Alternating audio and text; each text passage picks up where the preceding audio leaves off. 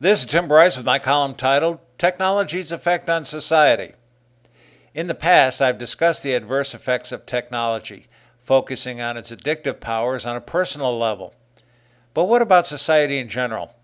As I concluded in my bedbugs paper, personal technology plays a detrimental role in the public's moral values and the rise of a socially liberal agenda. It is also a catalyst for social activism.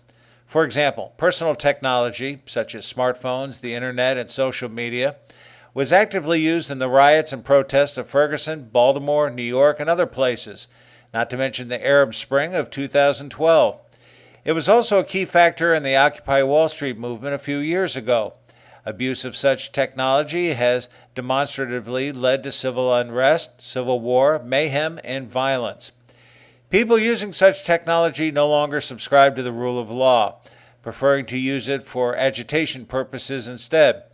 To illustrate, in the deaths of Trayvon Martin, Michael Brown, and Eric Garner, the people did not embrace the simple concept a person is presumed innocent until proven guilty. Instead, the people charged with the deaths were tried and found guilty in the court of public opinion.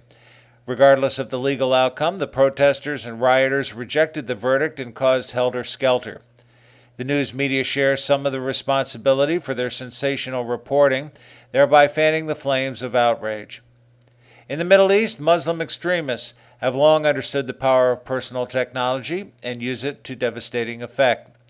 Groups such as ISIS, Al-Qaeda, Hamas, the Muslim Brotherhood et al. Use it for communication purposes in waging war, recruiting, public relations, such as when they butcher innocents, and intelligence gathering.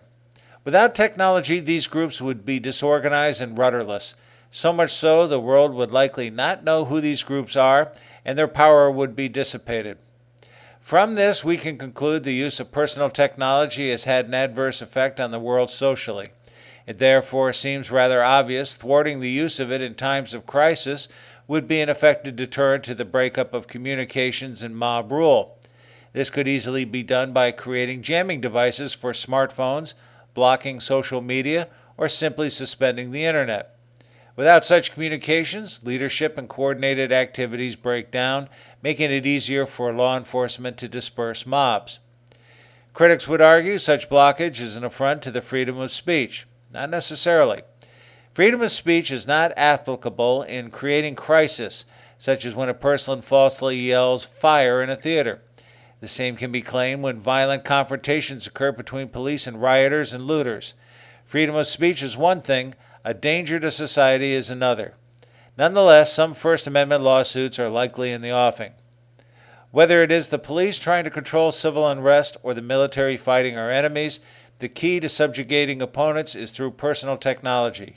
If you take it out of their arsenal, you have greatly improved the odds for dominating your opponent. Friends, keep the faith. This is Tim Bryce in Palm Harbor, Florida. Follow me on the internet at timbryce.com.